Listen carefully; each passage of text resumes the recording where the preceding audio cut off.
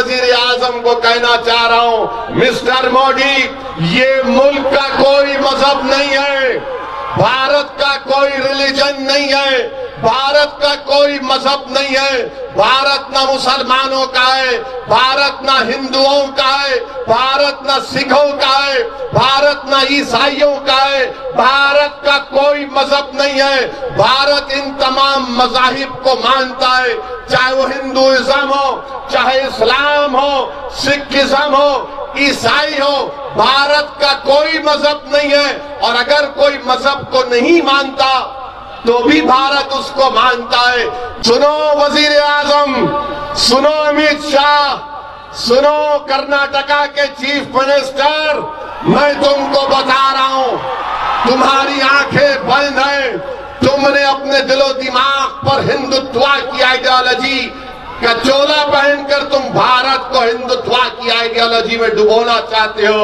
ये नहीं हो सकता, इसलिए कि जो पहली संविधान की कॉन्स्टिट्यूशन की किताब बनाई गई उसमें किस किस की तस्वीर है? उसमें तस्वीर है राम की, उसमें तस्वीर है बादशाह अकबर की, उसमें तस्वीर है झांसी की रानी की, उसमें तस्वीर है गुरु नानक की, और उसमें तस्वीर है मैसूर के शेर टीपू सुल्तान रहमतुल्लाह अलैह की भी तस्वीर है। बताओ बीजेपी वालों, क्या कॉन्स्टिट्यूशन की पहली किताब में शेर मैसूर टीपू की तस्वीर नहीं है? टीपू की तस्वीर है। क्यों टीपू की तस्वीर डाली गई? क्यों शहीद टीपू सुल्तान की तस्वीर डाली गई?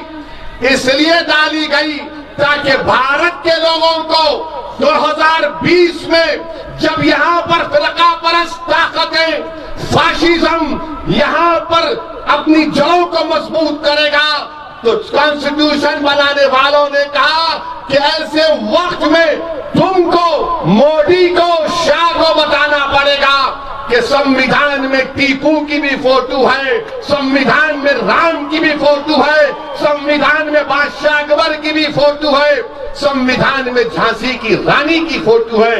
ये क्यों डाला गया?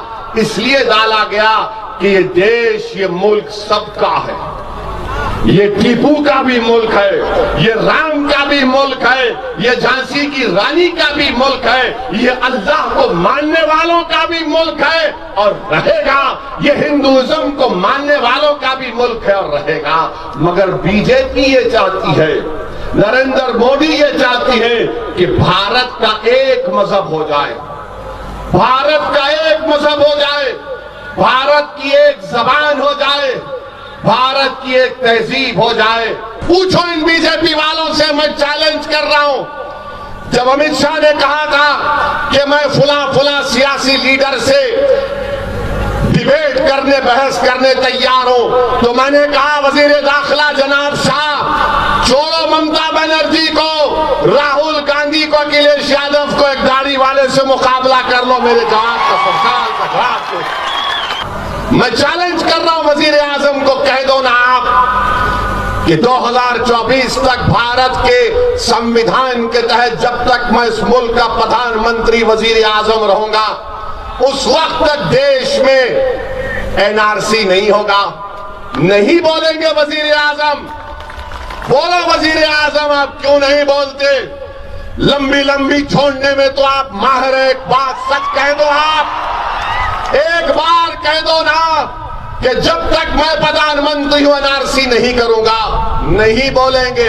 याद रखो, ये हमारे वजूद की लड़ाई है, ये हमारी बका की लड़ाई है। अगर इस लड़ाई में अगर हम पीछे हट जाएंगे तो तारीख कभी तुमको और मुझे माफ नहीं करेगी। अगर जिंदा रहना है, अगर हरकत नहीं करोगे तो फिर जिंदा नहीं कहलाओगे। ये हमारे वजूद की लड़ाई है। दिल्ली की हमारी मां और बहनों ने सही कहा कि अगर आज तुम एहतजाज नहीं करोगे तो कल तुम्हारे जनाजे उठाए जाएंगे। अरे अगर जनाजे उठने से पहले हरकत करो जिंदगी का सबूत दो, एहतजाज करो।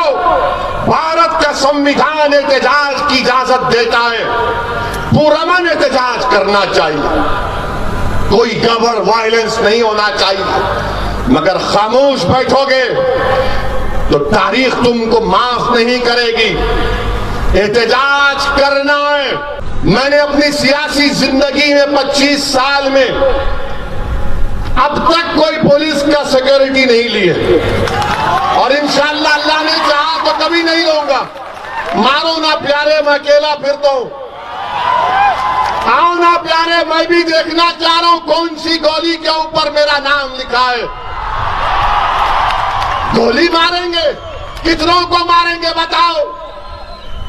कौन गद्दार है तुम्हारी नजर में? ओवैसी गद्दार है, तुम्हारी नजर में अब्दुल रहीम गद्दार है, तुम्हारी नजर में हम सब गद्दार हैं।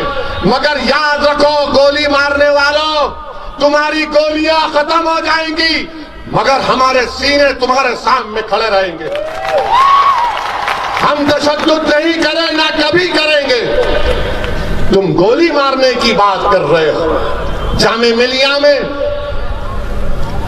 30 जनवरी को जामे मिलिया के बच्चे जुलूस निकाल रहे, सत्याग्रह कर रहे हैं। एक राम भक्त चला गया, गोली मारता है और फौरन मीडिया में आ जाता है, नहीं वो तो बच्चा है, जुवेनाइल है। तो फिर बिदर के जो बच्चों ने कहा था कहां गई तुम्हारी मोहब्बत? वो हिंदू था तो उससे मोहब्बत, और वो बिदर के बच्चे मुसलमान की औलाद थे तो उनसे मोहब्बत नहीं। मेरा जुर्म यही है कि मैं मुसलमान हूं, यही मेरा जुर्म है। अब खुलकर बोला जाएगा, अल्फाज को चाप कर नहीं कहा जाएगा। और सुन लो कांग्रेस पार्टी, अगर तुम ये समझते हो कि असदुद्दीन ओवैसी की आने से फिरका परस्ती बढ़ती है तो बाहर में जाए तुम्हारी फिरका परस्ती। मैं अपनी जूती पे रखता हूं तुम्हारी बातों को। बहुत हो गया, तुम्हारी जरूरत नहीं हमको। हमारी बर्बादी के राज, तुम्हारी दास्तानें तुम्हारे घर से शुरू होती हैं। और मैं गुलबर्गे की आवाम से कह रहा हूं, खुदा की कसम है तुमको, किसी से डरने की जरूरत नहीं है तुमको। अब किसी से डरने की जरूरत नहीं है आपको। कब तक डरोगे? क्या किया कांग्रेस ने कि नहीं नहीं ओवैसी आएगा, रे आएगा ओवैसी। जब तक जिंदा रहे इन तमाम को ओवैसी बनाकर मरेगा इंशाअल्लाह ताला। ये नहीं बोलना, वो नहीं बोलना, तुम्हारे आने से आरएसएस को फायदा होता तो फिर मोदी कैसे जीता 300 सीट? मेरी वजह से। पूछो, आप अपने आप से जवाब दो कि क्या गुलबर्गे की पार्लियामेंट की सीट पर आपने खड़गे साहब को वोट नहीं दिया? आपने बीजेपी को वोट दिया? यहां से बोलो, डरो मत। क्या तुमने बीजेपी को वोट दिया, खड़गे साहब को वोट दिया? तो फिर कैसा जीती बीजेपी? यहां से कैसा जीती? अरे कांग्रेसियों, तुम्हारे गिरेबान में गंदगी भरी हुई है। महासेवा करो, गर्दन जो मोटी हो गई कम करो, झुक के देखो, नजरें नीची करो। अब तुम्हारे पास इख्तियार नहीं है, ना कभी आएगा इंशाअल्लाह ताला।